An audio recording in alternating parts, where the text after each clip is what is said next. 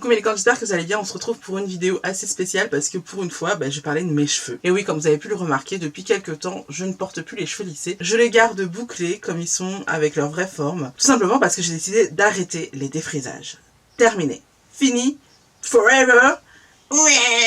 Les défrisages, c'est terminé. En fait, ce qui s'est passé, c'est que j'étais en vacances chez mes parents pendant 2 semaines. J'avais pas envie de me prendre la tête. Donc, j'ai pas pris mon lisseur avec moi. J'ai juste pris avec moi des produits qui permettent de nourrir les cheveux. Et j'y suis allée en mode YOLO. Et au bout de 2 semaines, mes cheveux étaient juste magnifiques. Je commençais à avoir des bouclettes comme ça. Et je sais pas si vous voyez là dans ma nuque, les bouclettes qui brillent là. Eh ben ça m'était jamais arrivé avant, j'avais toujours pensé que mes cheveux étaient de mauvaise qualité et étaient moches en fait, et étaient toujours ternes et filasses. Mais en fait je me suis rendu compte que mes cheveux naturels sont super beaux et qu'il suffit de les laisser s'exprimer. Comme en fait dans la nuque les cheveux sont plus courts, là vous avez vraiment la vraie forme de mes cheveux. Donc on voit qu'ils sont bien bouclés et on voit qu'ils sont bien longs en fait, contrairement à ce qu'on a l'air de voir. Voilà, donc voilà, j'ai pris la décision d'arrêter de traiter chimiquement mes cheveux, de leur foutre la paix une bonne fois pour toutes. Honnêtement, c'est pas la première fois que je prends cette décision. Je crois que c'est la 2e ou 3e fois. Les autres fois, j'avais pas le temps de m'occuper de mes cheveux. Et en fait, pour vous dire la vérité, s'occuper de cheveux naturels, c'est pas que ça prend du temps, c'est que c'est des nouveaux gestes qu'il faut apprendre. Et du coup, comme je les ai fait à une période où en fait, j'avais 2 jobs, donc il fallait vraiment que je jongle entre mes 2 emplois du temps et j'y arrivais pas. En fait, maintenant que j'ai plus le temps pour moi, j'ai pris le temps d'apprendre à m'occuper de mes cheveux. Je crois que j'ai peut-être allumé la lumière. Est-ce qu'on voit une différence? Oui, on voit une différence. Donc on va continuer comme ça. Donc voilà, je pense que cette fois c'est la bonne. Franchement, j'ai vraiment l'intention d'attendre que mes cheveux poussent pour qu'ils aient une vraie forme et une vraie belle longueur. En fait, ce qu'il faut savoir, c'est que l'action du défrisage, en fait, casse les ponts de soudure. Et les ponts de soudure, c'est ce qui vraiment structure le cheveu. Donc comme quand tu fais ton défrisage, tu casses tes ponts de soudure, évidemment, tu fragilises énormément tes cheveux. Et c'est pour ça que vous voyez, j'ai des points de filasse. Est-ce que vous voyez les pointes que j'ai là? Alors qu'en vrai, mes cheveux... Tic. Alors qu'en vrai, mes cheveux, ils ressemblent plus à ça. Ils sont plus... Donc en fait, j'ai vraiment pris conscience que j'étais en train de les abîmer. Et le problème avec le défrisage, c'est qu'une fois qu'on a défrisé ses cheveux, c'est terminé. Le cheveu, la longueur qu'on a défrisée est défrisée à vie. Donc abîmée à vie. Donc avec ces longueurs-là, je ne pourrai jamais avoir la jolie frisure et le cheveu en pleine santé que j'ai dans ma nuque. Et donc pour avoir de nouveau tous mes cheveux en bonne santé, il va falloir que je coupe mes cheveux. Tout simplement. Certaines décident de couper leurs cheveux dès le départ, à ras, ou en tout cas au niveau des longueurs non défrisées. Moi j'ai décidé d'attendre que mes cheveux poussent parce que j'ai l'habitude d'avoir une certaine longueur et j'ai juste pas envie de couper mes cheveux. En fait mon dernier défrisage remonte à 4 voire 5 mois. Donc mes longueurs, elles sont là. Donc si je voulais vraiment faire une transition courte et commencer dès maintenant depuis le début, en fait il faudrait que je coupe mes cheveux à cette longueur là, et c'est juste impossible. Il y en a qui le font et je dis bravo. Maintenant moi je ne veux absolument pas faire ça. J'aime avoir de la longueur, je suis habituée à ma longueur, donc c'est pas possible. Donc j'ai décidé de faire une transition longue, et pour faire les choses en douceur et pas faire une transition longue et avoir des super longueurs et couper tout d'un coup les longueurs abîmées, j'ai décidé en fait que tous les 6 mois je couperais 3 cm de cheveux déglingués. Les cheveux qui sont pas déglingués, je pense que je les couperai au fur et à mesure, histoire de faire quelque chose d'harmonieux. Mais en tout cas, j'ai décidé voilà d'y aller progressivement et de couper progressivement mes longueurs abîmées. Moi j'aimerais avoir une longueur qui m'arrive à peu près jusque là, et ça va me prendre à peu près 2 ou 3 ans. Donc voilà, ça va vraiment être une très longue transition. Au niveau de la texture de mes cheveux, sachez qu'en fait, tous les cheveux sont catégorisés par 4 grandes familles. Et dans ces grandes familles, il y a 3 sous-catégories. Nous avons la catégorie 1 qui représente les cheveux plutôt lisses. Nous avons la catégorie A1, AB, AC. Nous avons aussi la catégorie B qui est les cheveux plutôt ondulés. Nous avons la sous-catégorie 2A, 2B et 2C. Ensuite, nous avons la catégorie 3. C'est la catégorie bouclée. Nous avons les bouclés 3A, les bouclés 3B et les bouclés 3C. Enfin, nous avons les cheveux frisés, voire carrément crépus. Et cette catégorie regroupe la catégorie 4A, 4B et 4C. En ce qui me concerne personnellement, j'ai jusqu'à 5 textures différentes de cheveux sur ma tête, donc c'est vraiment le Bronx. Ça va vraiment du 3 au 4C. Par exemple, derrière mes oreilles, j'ai vraiment des boucles vraiment très légères. Voilà. Mais en revanche, au sommet de mon crâne, j'ai des frisures extrêmement serrées.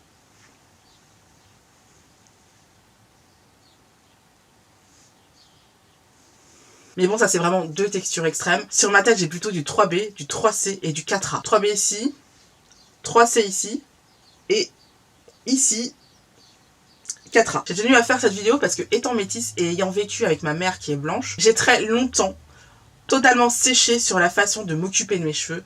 Honnêtement, je ne savais pas du tout comment m'occuper mes cheveux et je ne savais même pas quelle était la texture de mes cheveux. Il a fallu que je déterre des anciennes photos de moi quand j'étais petite. Et encore sur ces photos, j'avais les cheveux courts parce que ma mère savait pas s'occuper de mes cheveux. Du coup, elle me coupait les cheveux, comme ça, il n'y avait plus de soucis. Jusqu'à mes 8 ans, j'avais les cheveux, j'avais pas plus que ça sur la tête.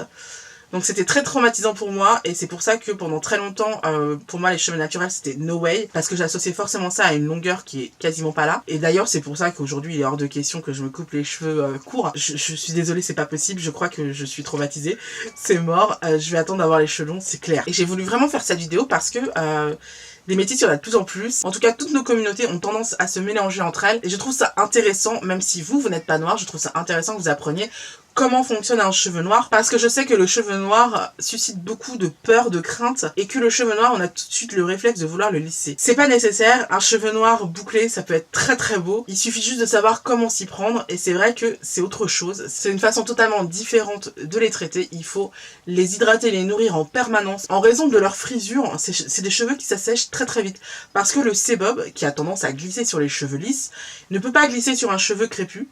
Donc c'est pour ça qu'ils ont tendance à s'assécher très vite. Et c'est pour ça qu'un cheveu afro, il faut l'hydrater et le nourrir en permanence. Mais une fois qu'on sait ça, tout va bien. Et pour celles qui ont les cheveux afro et qui ont envie de tenter l'aventure, ou si vous avez des amis qui hésitent à tenter l'aventure, je me suis dit que j'allais vous montrer quelques accessoires qui m'ont énormément aidé dans ma transition. Première chose, le plus important, le démêlage. Alors pour être tout à fait honnête, ce qui est le plus préconisé pour les cheveux afro, c'est vraiment de se démêler les cheveux au doigt. Vous passez vos doigts dans les cheveux, vous cherchez les nœuds et quand vous en trouvez un, hop, vous écartez vos cheveux et vous faites ça délicatement. Mais surtout, vous faites ça avec les cheveux mouillés et un démêlant sur les cheveux, sinon vos cheveux vont casser direct. Seulement quand on commence, on n'est pas forcément à l'aise de le faire avec ses doigts. Alors pour ça, la meilleure des choses, c'est juste de prendre un peigne à larges dents.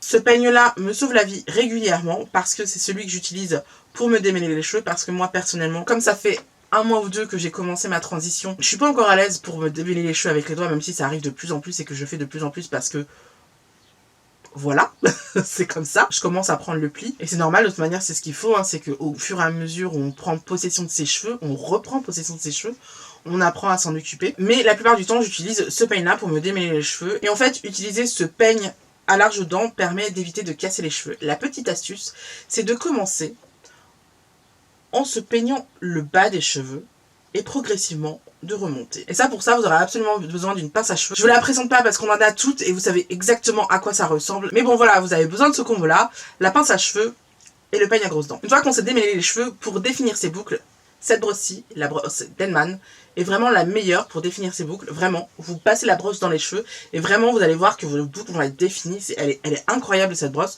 je l'adore, franchement, je vous la conseille à 1000%. Mais ça c'est vraiment pour quand on veut faire un wash and go, c'est-à-dire pour ceux qui connaissent pas, qui ne savent pas ce que c'est qu'un wash and go. C'est quand vous lavez les cheveux, vous mettez votre soin et en fait vous sortez directement de chez vous sans passer par la case coiffure. Et donc ça, pour ça c'est hyper important. Maintenant on est d'accord, le wash and go ça va aller le premier jour du lavage. Après on va avoir les cheveux un peu plus ternes, on va avoir un peu plus de mal à se coiffer les cheveux. Et pour ça, on va se démêler les cheveux en utilisant un vaporisateur. Franchement, un vaporisateur quand on a les cheveux naturels, c'est vraiment la vie. Et dans ce vaporisateur, moi je n'ai pas mis que de l'eau, j'ai mis aussi du gel d'aloe vera et de la glycérine végétale. J'en ai mis pas plus de 10%. Comme j'avais 500 ml, j'en ai mis 50 ml. Et en fait, vous allez vous vaporiser les cheveux. Je le fais pas là parce que je viens de faire mon wash and go, ça sert à rien. Le deuxième ou le troisième jour, vous vaporisez les cheveux pour vous démêler les cheveux et vous utilisez une brosse démêlante et vous allez pouvoir procéder à votre coiffure. Pour la coiffure, on oublie les élastiques tout fins qui cassent le cheveu. C'est une catastrophe sur les cheveux afro. C'est non. Sur les cheveux naturels, non, non, non. Nous allons préconiser le chouchou. Et moi, j'ai choisi de prendre un chouchou rose en velours en hommage à Jason Momoa. Fier sur toi, Jason. Pour ceux qui comprennent pas la vanne, je vous invite à aller sur mon compte Instagram parce que c'est là que j'ai publié une photo de Jason Momoa avec un magnifique chouchou rose en velours sur son poignet. Et même s'il était rose et même s'il est en velours, eh ben il fait super viril avec. Et il fait super classe avec. Donc voilà. Big up à Jason. Mais bon, trêve de plaisanterie. Ce qui est intéressant avec le chouchou, c'est qu'il ne va pas casser les cheveux parce que le tissu va protéger votre cheveu. Donc c'est super vraiment pour les cheveux naturels et fragiles. Mais le chouchou ne suffit pas quand on veut faire des coiffures un petit peu plus sophistiquées. Moi, ce que je vous préconise, c'est quand même d'avoir des élastiques à crochet. Donc vous allez vous faire votre queue et vous allez accrocher un crochet à la base de la queue et vous allez tourner autour de la base de la queue et à un moment donné vous allez vous accrocher à l'autre partie et hop, vous aurez une queue de cheval sans vous abîmer les cheveux, parce que quand vous voudriez enlever votre queue de cheval, vous n'avez plus qu'à enlever les crochets, à tourner l'élastique et c'est terminé, vous n'accrocherez pas vos cheveux avec. J'ai trouvé ces élastiques bien sapatoches chez Amazon. Quant au peigne, je ne sais pas, il est dans ma famille depuis très longtemps, depuis des années, je ne sais plus où on l'a eu. Le Vapo, c'est tout simplement un Vapo Jardiland. Et la brosse Edman, c'est une brosse que j'ai achetée également sur Amazon. Quand vous allez faire votre coiffure et vous attacher les cheveux, vous allez avoir besoin de lisser vos cheveux devant. Et pour ça, la brosse de sanglier, c'est ce qu'il y a de mieux pour plaquer les cheveux devant. Vous allez mettre un petit peu de gel sur vos cheveux et vous allez vraiment lisser vos cheveux et ça rend super bien, parce que sinon vos cheveux vont faire des petites bouclettes et franchement ça fait pas joli, ça fait vraiment négligé. Avant je voulais vraiment pas me lisser les cheveux, je trouvais ça vraiment nul, mais en réalité c'est vraiment nécessaire parce que sinon ça fait vraiment très négligé. Et pour ce qu'on appelle les baby hairs, vous savez, c'est des tout petits cheveux qui sont là. Vous savez, ces cheveux qui sont très courts et qui ont tendance à faire ce qu'ils veulent. Pour les dompter, ce que je vous conseille, c'est d'avoir une petite brosse comme celle-ci. Et ça aussi, je l'ai acheté chez Amazon, tout comme la brosse en sanglier d'ailleurs. Ça permet vraiment de plaquer vos petits cheveux, vos petites baby hairs, tranquillement, de faire une jolie petite vague. Et ni vu ni connu, en plus, au bout, vous avez un petit peigne. Donc vraiment, vous pouvez vraiment bien lisser vos baby hairs. Donc franchement, c'est vraiment l'objet parfait. Je les ai achetés par lot de 3 et c'est cool parce que du coup, quand je vais en perdre un ou quand je vais en péter un, ben, j'en aurai toujours 2 de rechange. Pour se sécher les cheveux, il est totalement déconseillé de se frictionner la tête avec une serviette. Ça, c'est terminé. Vous allez oublier ça. Et vous allez vous procurer ce que j'appelle une Magic Towel. Ça se présente comme ça. Tac. En fait, vous avez un bouton ici. Un petit élastique ici. Et en fait, l'idée, c'est que vous allez mettre... Tac, je vais vous faire. Comme ça sera plus simple. Hop, hop, hop. Évidemment, vous mettez vos cheveux dedans. Et hop, vous attachez derrière. Et vous laissez sécher vos cheveux 5 à 10 minutes. Et vous allez voir, la plupart de l'humidité va être absorbée par cette serviette qui est magique, vraiment. Et en plus, elle n'accroche pas les cheveux. Donc, c'est franchement parfait. La mienne, je ne l'ai pas vraiment achetée. En fait, je l'ai eu en cadeau dans une commande que j'avais fait chez Shimo Oyster. Shimo Oyster étant la marque préférée des filles qui ont les cheveux naturels. J'ai fait une commande chez eux. Et du coup, j'ai eu ça en cadeau. Donc je ne saurais vous dire où l'acheter. Je pense que vous pouvez en trouver chez Amazon. Je vais essayer de vous mettre des liens où vous pouvez en acheter. Last but not least, la tête d'oreiller en soie. On a toutes quelque chose en nous de Blair Waldorf. J'ai acheté également cette tête d'oreiller chez Amazon. Elle m'a coûté 25 €. Donc 24,99 € pour être précise. Pourquoi j'ai acheté une tête d'oreiller en soie? Parce que comme je vous l'ai dit, le cheveu africain a besoin d'être nourri et hydraté en permanence. Le problème de tête d'oreiller en coton, c'est que le coton a tendance à absorber l'humidité des cheveux et à absorber toute l'hydratation. Et ça, c'est ce qu'on ne veut pas du tout chez le cheveu parce que ça va la fragiliser à mort. Alors déjà que la veille, on s'est emmerdé à faire tout un tas de trucs pour hydrater ses cheveux. Si quand tu vas te coucher, t'absorbes toute l'humidité, et ben c'est foutu. Du coup, la soie, ça n'absorbe absolument pas. Ça permet de faire glisser vos cheveux comme ça, ils ne s'accrochent même pas sur votre tête d'oreiller. C'est magique. Et en plus, vous n'aurez plus jamais la trace d'oreiller sur votre joue. Terminé. Ça ne fait pas de plis une thé en soie. Non. Donc voilà, moi j'ai pris rose parce que moi j'aime bien le rose. Vous savez très bien que j'adore le rose. Mais vous pouvez la prendre de n'importe quelle couleur, ça n'a aucune importance. Et enfin, le clou du spectacle, la dernière chose que j'ai acheté. Et je pense que ça devrait être aussi la dernière chose que vous devriez acheter. Parce que tant que vous dormez chez vous, en fait, ça ne va vous être d'aucune utilité. Mais j'ai acheté un bonnet de nuit avec l'intérieur en soie. Pour quand je ne dors pas chez moi. Parce que vous me direz, tu peux très bien prendre ta tête d'oreiller avec toi, ça prend pas beaucoup de place.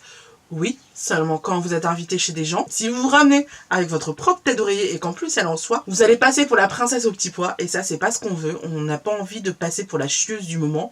Donc, moi, ce que je vous conseille, c'est de prendre tout simplement un petit bonnet de nuit. Celui-là, j'ai trouvé également chez Amazon. Il a un super pattern, qu'on appelle ça en anglais, mais un super design, un super tissu, enfin un super motif, voilà. Un joli motif africain, je trouve ça magnifique. Et voilà, les couleurs froides en plus c'est mon truc, je préfère les couleurs froides aux couleurs chaudes. Donc voilà, je trouve vraiment magnifique et du coup voilà, quand je dors chez quelqu'un, je prends ça. Et comme ça, je peux protéger mes cheveux pendant que je dors. Et voilà, c'est tout pour aujourd'hui. Ma foi, c'était déjà pas mal, non? Hein? on était bien. J'espère sincèrement que cette vidéo vous a plu. N'hésitez pas à mettre un petit pouce bleu pour me dire que c'est le cas. N'hésitez pas à commenter vous pour me dire ce que vous pensez du cheveu naturel. Est-ce que vous trouvez ça beau ou est-ce que vous trouvez ça nul? Si vous trouvez ça nul, taisez-vous, hein. On n'a pas besoin de votre avis. Mais si vous trouvez ça beau, n'hésitez pas à le dire. Et surtout, n'hésitez pas à me dire si vous avez des enfants métis et que vous ne saviez absolument pas comment vous occuper de leurs cheveux. Et que cette vidéo vous a aidé. Et j'espère sincèrement que cette vidéo vous aura aidé à appréhender le cheveu africain. Parce que franchement, vraiment, quand on sait comment ça fonctionne, ça va tout seul. Honnêtement, c'est pas si compliqué que ça. N'hésitez pas à vous abonner en cliquant ici. Et pensez à activer la petite cloche pour ne rien rater des vidéos. On se retrouve la semaine prochaine pour une nouvelle vidéo. En attendant, à très bientôt. Je vous fais de gros bisous. Mouah, mouah, mouah. Bye bye.